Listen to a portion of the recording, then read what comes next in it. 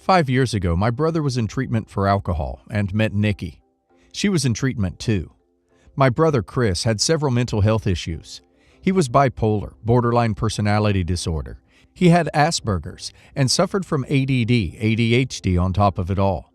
With his issues, he turned to self-medication through alcohol and was a full-on alcoholic by the time he was 18. Nikki formed a relationship with Chris in treatment, and with the excitement of attention, Chris reciprocated. She promised she was on birth control. Spoiler alert, she wasn't. Soon after, they were both released and they went no contact. Fast forward 2 years, and our whole family gets a Facebook message from her, telling us that our niece, unbeknownst to us, had just turned 2 years old. Turns out that Chris and my mother had known she was pregnant. That was her endgame. She wanted a little girl. Chris had tried his best to be involved, but she would tell him incorrect times, locations for ultrasounds and doctor's appointments, or show up with a new meathead boyfriend that threatened to fight him for showing up. Chris tried so hard to be involved and felt that he finally had a reason to be sober and clean up his life. Of course, the first course of action was a paternity test. But the minute we saw this baby, there wasn't a doubt in anyone's mind that this was his little girl. Paternity test came back 100% positive, and he took steps to better himself and be there for her. He entered a high-profile treatment center when she got pregnant, and after 2 years, he was clean. He reached out and Nikki allowed him to meet his daughter. The first thing that Nikki did was sue him for child support. He couldn't even hold a job with his disabilities and lived in a group home on disability checks. We all met her at her second birthday party at Chuck E. Cheese. She of course brought her boyfriend of the week, and we were given the cold shoulder. This little girl was beautiful, and I have never seen my brother as happy as he was on those rides, and dancing with his daughter. We took videos and pictures and reveled in the fact that he had a child. 2 weeks later, Chris died in his sleep. Tox screens show he was still sober, but that he had run his body so ragged in his alcoholism for almost 10 years that his heart was tired and just gave up. He went peacefully and broke our hearts. I returned back to my hometown and for the first time saw my parents within 100 feet of each other. I worked to choose a headstone and write an obituary, as my mother was inconsolable. I set up a fund for friends and family to donate money for his daughter to go to college, in lieu of donating money to us. We raised about $7,000 and were blown away by the generosity of others.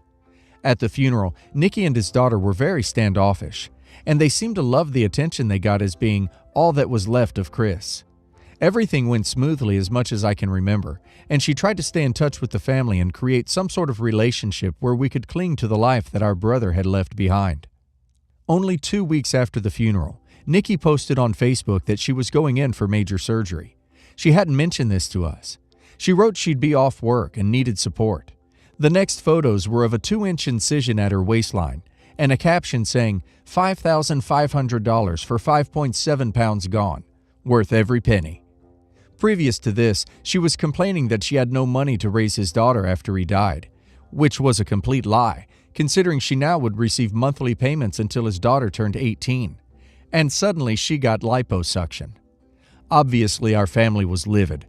In the years since, she has caused emotional turmoil for our family to the point of us wondering how worth it is to attempt to keep her in our lives. Became involved with a married man 20 years her senior at her job, caused huge drama, and ended up both losing their jobs. Dates aggressive, alcoholic D-addicts because she is so desperate not to be alone. Completely disregarded her previous son once her daughter came along, sending him to live with her grandparents. Slapped one of Chris's ex-girlfriends at his funeral over who he loved more. Consistently makes rude remarks about our family and is generally extremely argumentative. Refused to send my niece to daycare or preschool, instead opting to leave her with her schizophrenic grandmother to save money. And this poor child is stunted developmentally because of it. So here's my question if you're still with me. This is all we have left of my brother, tangibly. This was his pride, his joy, his reason to be sober. This little girl is all we have left. But we have this giant toxic obstacle to deal with in order to have any relationship with her. Nikki will not let us see her alone. So to spend time with her, we need to endure Nikki. Is it worth it to continue this emotional aggression? How can we have a relationship with my late brother's child and not go insane? It is so important to us that she is in our lives, but we don't know what to do." Why would you give an unstable person who isn't your family and used your brother $7,000? You could have set up a trust fund for the daughter to receive the money when she turns 18. Lawyer up, CPS up, sue for custody. Nikki seems to have some mental health issues or a personality disorder or both. Why do you keep expecting her to behave in a rational, stable manner? Why did you give her the $7,000 now, rather than investing it till the girl was ready for college? You show enormous compassion for your brother's burdens, yet nothing but anger for hers.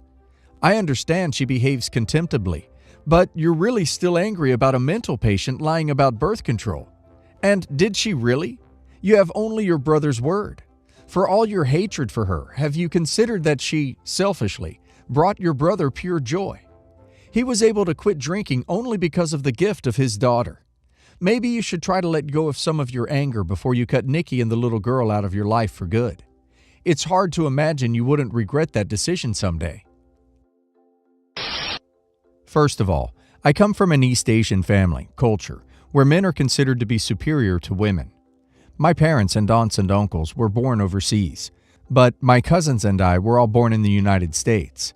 My mom is the youngest of her family, and as a result, all of my cousins are at least 5 years older than I am. Growing up, I was not close with most of my cousins because they were all older than I am, and they did not want to hang out with me because I was a girl. The only cousin who did want to get to know me is my eldest cousin Michael, 42 male, but our relationship only started after I turned 18 because the age gap was so wide.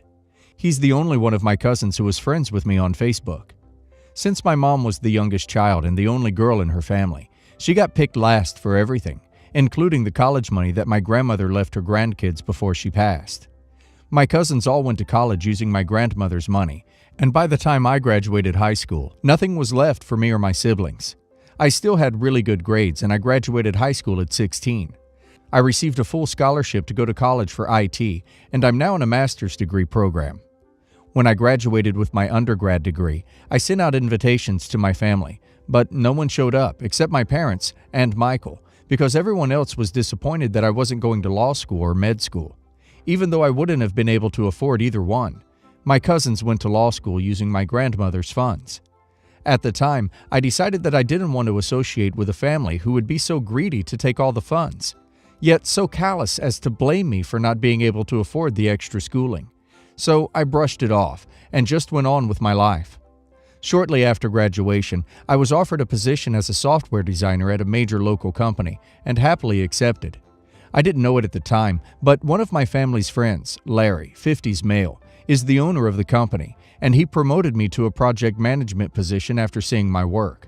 Neither Larry nor I had any idea that I was his friend's niece until a few months ago when he saw a family photo that my cousin Michael had tagged me in on Facebook.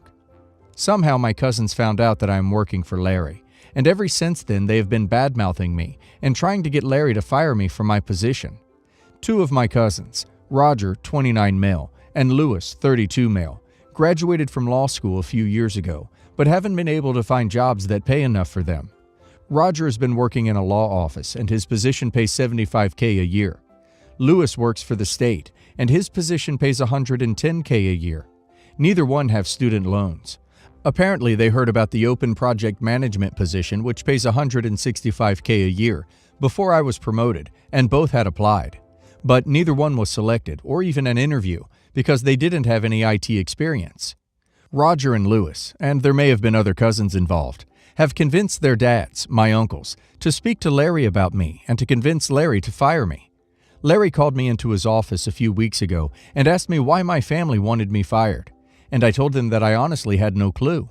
Larry spilled the beans on my family and told me that they had said that I'm a ditz, that I'm an airhead, and that I'm a lesbian, none of which is true. Thankfully, Larry told me that he had no intention of letting me go, and that I was the best PM his company has had in a long time, and that he was going to pay for my certification as long as I stay with the company. He just wanted to warn me that my family was talking behind my back, because what they said was offensive to him because his sister is a lesbian, and he doesn't appreciate those kinds of comments. That same night, my Facebook was blown up by my aunts and uncles because they were blaming me because another one of my cousins, Craig, 28 male, had been scheduled for an interview with Larry's company, but the interview had been canceled. I didn't even know that Craig had applied for a job at the company and had no clue that any of this was happening. But all of my family is blaming me. They kept posting nasty things on my Facebook wall before I got a chance to deactivate my account. And Michael got involved because he kept replying to all their posts, the same copy-pasted message, to leave me alone and to stop being vindictive and jealous. My family is now mad at Michael, but he's told me that he doesn't care what they do because it's more important to stand up for what is right in this situation. I don't know what to do. I don't want Michael to be caught up in all of this with me, but everything has spiraled out of my control. My knee-jerk reaction is to block them all and cease contact, but I don't know if I'm prepared to burn all those bridges with my family. It's just an awful situation, and I need an outsider's opinion on this whole fiasco. Why are you hesitant to burn bridges with people who thought nothing of trying to completely ruin your life for their gain? What positives will ever come from those relationships again?